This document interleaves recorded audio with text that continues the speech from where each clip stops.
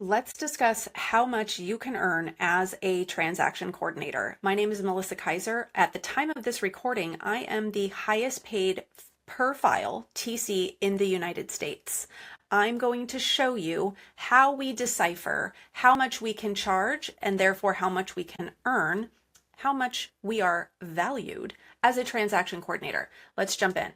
We have to start with figuring out our service offering. That is, what services are we as transaction coordinators going to offer? We can either work with a lot of agents with a low level of service to make ends meet, or we can offer a lot more services and therefore work with less agents because we can charge more per file. So until we can figure out what services we are offering as a transaction coordinator, we cannot decide how much we charge per file. We also can't decide how we're going to market ourselves.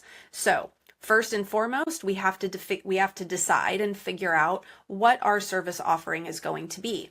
Most everybody in the business nowadays understands what contract to close is. In the TC world, it is when the contract is already ratified by the agent and then sent to the transaction coordinator. The belief is that the contract that the TC receives is perfectly ratified and compliant. Mostly not the case. But as a contract to close TC, that's the theory. The agents are negotiating the deal. They put that deal together and then they hand off the contract to the transaction coordinator to then view with a transaction coordinator set of eyes, make sure all of the details of the contract are proper and appropriate and legal, and that all of the initials and signatures and dates are accounted for. And then the TC will push that contract to the next place it needs to go, whether that be escrow or title, whether that be a broker portal so we can upload that to the broker, what have you. So that essentially is what starts the contract to close relationship with that TC. At that point, the TC will take what's in that contract and deduce what tasks that TC is responsible for. Are you sending out introductory emails? Are you going to be communicating directly with clients, or are you just working in the back end directly with the agent? Are you simply reviewing paperwork that's already been drawn? Or are you getting into the contracts and possibly drawing up amendments, addenda, what have you? In certain areas, being licensed or unlicensed in real estate is going to be a factor, but we're getting into some of the weeds with that. But the overall view of contract to close is that is the very basic tier of transaction coordinating services, and the contract is ratified ahead of time, handed to the TC. The TC then takes what is necessary to be accomplished during the escrow period, and they make sure that's all being done through to closing. Then we have what we consider full service. I also like to call it pre-contract to close. Since we all know and love contract to close, I play with that and consider myself a pre-contract to close TC. What this means is that I'm brought in to the transaction prior to that contract being not only ratified, but even being written. I am licensed in the states that I offer service. Now that affords me the ability to offer more services, and we're going to get to that. So being a full service TC means that you get into the documents a little bit more than the contract to close TCs do. I can write the purchase contract. I can write the listing contract. I take care of all of the seller disclosures. If we're on the buy side, I will review the disclosures with the buyer. I can answer questions that either the seller or buyer has. And I am also the main point of contact for the transaction. Escrow, title, agents, lender, and the other TC all reach out to me to make sure that the file is working or the file is progressing, rather than talk to the agent. The idea behind this is that the more services we can take off of the agent's plate, meaning the services that we offer, remove those to-dos from the agent's calendar. This frees up their time to go get more business. Now, we're in a relationship business, and part of real estate happens on the right side of the brain versus the left side of the brain. Agents operate on their side of the brain, and the administrative staff works on the other side of the brain. And so this can be a really good synchronistic relationship in that the agent is going to have so much more availability to do what they're meant to do, which is to be in front of the people, talking, selling, negotiating, showing property, being on the phone, all the things we hate to do as introverted transaction coordinators. We want to give the agent so much more time to do, because when they have time to lead generate, they have time to gain business. And when they gain more business, so do we. The idea is to free up the agent as much as possible, which allows them to get more business, which allows us to earn more business. So offering the higher level of service allows your agent to free up even more time, and you can charge accordingly. Once we get past those two things, now we can kind of get into what's the difference between being licensed and unlicensed. I covered it a little bit in that being licensed affords you the ability to do certain tasks that require a license. Writing the contract requires a license. There are going to be agents that are not going to police that. There are going to be TCs that are not going to police that.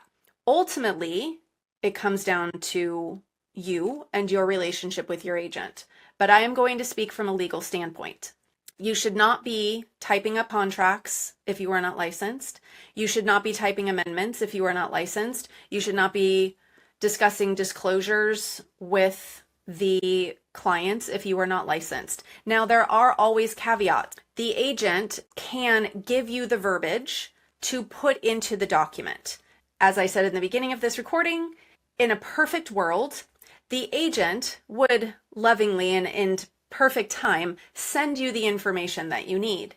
But in reality, and I've been in this business almost 20 years, that doesn't happen. They're busy. They want you to do it because they don't want to be bogged down with this. But the legal and ethical route that an unlicensed TC should take is to have the agent dictate exactly what goes in that amendment. Then you copy paste that into that amendment, and then you send it back to the agent for review. We are now covering unlicensed topics now. So once that shuffle back and forth happens, then you can put that document into whatever signature platform they're using, let's say DocuSign. You can put that now into DocuSign and send it for signatures. Imagine doing that every single time you needed to drop an amendment, do a request for repair, discuss the disclosures. All of these things equate to services that you can offer agents and then charge more for. You can be an unlicensed contract to close and charge the bare minimum, or you can be licensed and full service and charge far more. So now that we've covered licensed and unlicensed, some additional areas of service include your hours of availability. Real estate is not Monday through Friday, 9 to 5. We do not have banker's hours. As much as TCs would really like to have this boundary, and you can, agents don't like it. We're in the business of showing up and servicing agents. So why aren't we meeting them at their needs? If they have a very basic need for a 9 to 5 unlicensed contract to close TC, they're out there. Then by all means, if that's the TC you want to be, that's the TC that's available for you to be. That TC will make the bare minimum. If you want to roll with the flow of real estate and be available to your agent, let's say evenings and or weekends, you can charge accordingly. It's important to define your wants. What do you want to do? What do you want to offer? What are the services you enjoy doing? Don't do shit you hate, but also use your skills. If you're really good at marketing, you can offer marketing to your agents. There's nothing that's off limits at this point in time of doing this business. Nothing is off limits. If you're really good at something and you think that that's something that could benefit an agent, offer it. Who cares if it doesn't fit the model of what contract to close is? So be different, stand out. Everybody knows what contract to close is, and the TC world is flooded with basic unlicensed contract to close TCs, and they're all wondering, why am I burnt out? Why aren't I making more money? Why don't my agents respect my boundaries? For all of the reasons I have described. Agents want the support that they want. They need the support that they need. Are you going to be that TC and give them those services? Or are you going to say, no, I want to be done at 5 o'clock every day, or even 3 o'clock. I want to work 4 days a week. I have kids. I have this. I have that. Well, that is going to impede your ability to offer a full, robust servicing as a TC. Is it impossible? Absolutely not. But if you're a TC that's wanting to get into those multi-six figures, you're going to have to give more, period. Let's break down the numbers. If you do 30 files a month at $250 a file, you can make $7,500 a month. That sounds pretty good. Wow, I'd really like to make $7,500 a month sitting at home in my pajamas, working from home, calling all my own shots. Well, 30 files a month is going to equate to a higher Rolodex of agents, because you need to keep a Rolodex of agents that is constantly producing, and you're going to be working at least 30 hours plus per week, probably an hour a week on each file. You are going to need a Rolodex of agents that remains high. The Rolodex, the number of agents that you have in your Rolodex, needs to remain high, because you need to consistently have 30 files a month. That likely doesn't mean 30 agents. It could be 15 agents that do 2 files a month. That could be 10 agents that do 3. It could be 50 agents, because most agents don't do enough business for there to be a constant flow.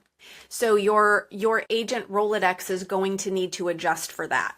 Another example, 15 files a month at $400. You're now offering a higher level of service. You're making $6,000 a month, doing half what you were doing before, if not more than half. So the Rolodex of agents that you have can be smaller. You may have one team that does that. But because you offer a higher level of service, you can charge more, and the amount of time that you're spending on each file is more. However, at 15 files a month, you're likely looking at about 10 hours of work a week. To work 10 hours versus 40 hours a week and make $6,000 a month, sounds good. Continue to up your service offering, and let's say you're at $600 a file. You can have 10 files a month at $600 a file and make the same amount. So 15 files a month at $400 versus 10 files a month at $600, and you're working roughly the same amount dependent on that service. As your service level goes up, the hours that you spend could go up as well. But as your experience increases and you get more efficient at these things, those hours can absolutely fluctuate lower. Then we have, let's give this the be all end all, the ultimate. You want to get between like $800 and $1,000 a file. You can work 5 files a month and make $4,000. I only have to do 5 files. One agent could give you 5 files a month. So your Rolodex is much smaller. You have an exclusive Rolodex of agents that you work with because you do so much more for them. You have the highest level of service, meaning they really need you. So many TCs think, I don't want my agent to require me. I need them to know how to do this on their own. Why? Are you wanting to train them out of your job? So many TCs think, I need an agent portal on my website so that the agents can upload contracts. Agents don't want that. I need to find a way to share my calendar of all the tasks with the agent doesn't want that. That's why they're hiring us. The more services that we do for an agent, the more they are going to rely and need on us, the more we can charge, the more valuable we are, and the longer that relationship lasts. Where's my sweet spot? 13 files a month at $800 a file lands me $10,000 a month. If you would like to dive deeper into how this is possible, I have an entire module in my community that deep dives into this further, developing your service offering. Additionally, I personally can work with you on your numbers and building that tier as you continue to advance. Hope to see you soon.